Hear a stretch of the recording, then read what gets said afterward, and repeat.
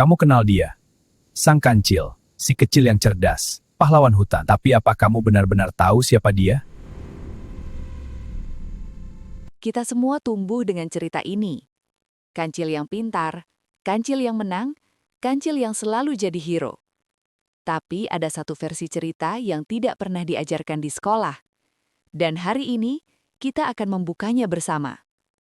Pertanyaannya sederhana.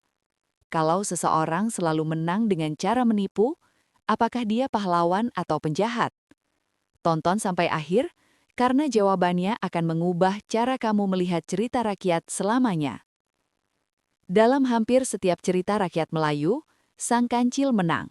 Selalu, tanpa pengecualian. Tapi coba perhatikan caranya menang. Dia berbohong kepada buaya. Dia menipu gajah. Dia memanipulasi siput. Di dunia nyata, kita menyebut orang seperti itu manipulator.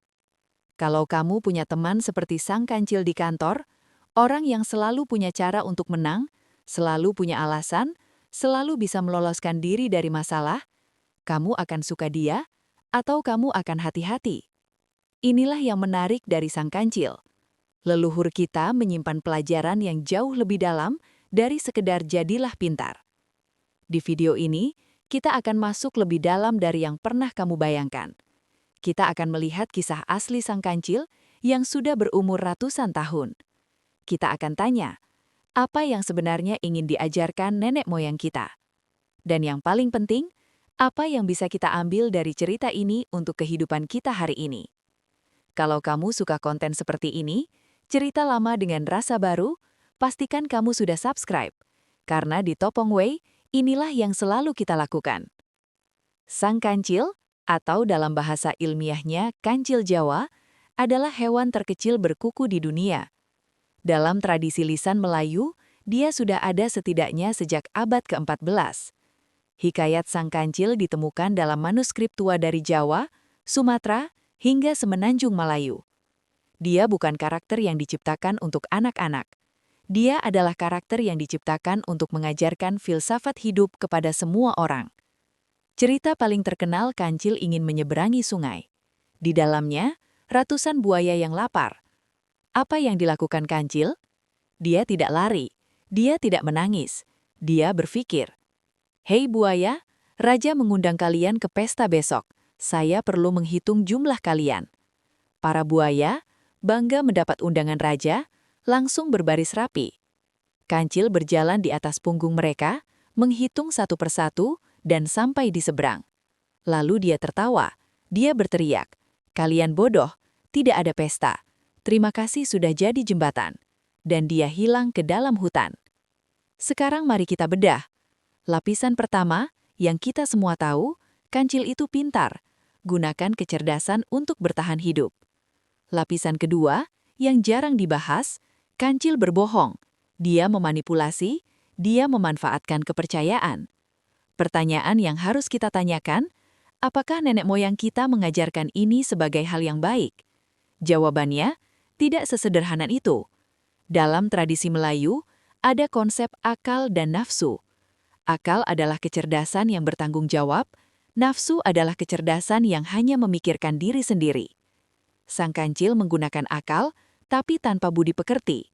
Dan itulah konfliknya, itulah yang ingin disampaikan cerita ini. Kecerdasan tanpa moral hanyalah senjata berbahaya. Kamu mungkin bertanya, kenapa ini penting hari ini? Lihat di sekitar kamu. Berapa banyak sang kancil yang kamu temui setiap hari? Di tempat kerja, di media sosial, di berita. Orang-orang yang sangat cerdas, tapi menggunakannya untuk kepentingan sendiri semata. Leluhur kita sudah memperingatkan kita tentang tipe orang ini ratusan tahun yang lalu. Mereka tidak mengajarkan kita untuk menjadi sang kancil. Mereka mengajarkan kita untuk mengenali sang kancil. Dan itu jauh lebih berharga. Tapi ada satu hal lagi yang hampir tidak pernah dibicarakan. Ada versi cerita yang ditemukan dalam manuskrip Jawa kuno, di mana sang kancil akhirnya tertangkap. Karena terlalu sering berbohong, tidak ada binatang lagi yang percaya padanya. Bahkan ketika dia benar-benar dalam bahaya, tidak ada yang datang membantunya. Dan dalam kesendirian itu, dia menyadari sesuatu. Kecerdasan membawanya jauh, tapi kepercayaan adalah hal yang tidak bisa dicuri. Itulah akhir cerita yang tidak pernah ada di buku pelajaran kita. Tapi mungkin itulah pesan yang paling penting. Cerita rakyat bukan sekedar hiburan. Mereka adalah cara leluhur kita menyampaikan filsafat hidup yang paling dalam kepada anak cucu mereka, kepada kita. Sang Kancil mengajarkan bahwa di dunia ini, kecerdasan memang penting. Tapi kecerdasan tanpa integritas tidak akan membawa kita jauh. Dan sekarang saya ingin bertanya kepada kamu. Menurut kamu, apakah Sang Kancil pahlawan atau penjahat?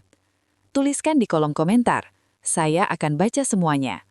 Dan kalau kamu punya cerita tentang Sang Kancil yang pernah kamu temui dalam hidup nyata, bagikan juga. Percayalah, kamu tidak sendirian. Kalau video ini membuat kamu melihat cerita rakyat dengan cara yang berbeda, berarti Topong Way adalah channel yang kamu cari. Di sini kita akan terus menggali cerita-cerita Nusantara yang sudah terlupakan. Wayang, hikayat, legenda, tradisi, semua akan kita hidupkan kembali lewat animasi. Klik subscribe dan aktifkan notifikasi bel supaya kamu tidak ketinggalan episode berikutnya. Dan satu hal lagi, kalau ada orang tua, guru, atau teman yang kamu rasa perlu menonton ini, bagikan video ini ke mereka. Karena cerita-cerita ini layak untuk hidup lebih lama. Di episode berikutnya, kita akan bicara tentang sosok yang bahkan lebih misterius dari Sang Kancil. Dia bukan hewan, dia bukan manusia biasa. Dia adalah ratu dari tempat yang tidak bisa kamu bayangkan. Sampai jumpa di Topong Way, cerita lama, rasa baru.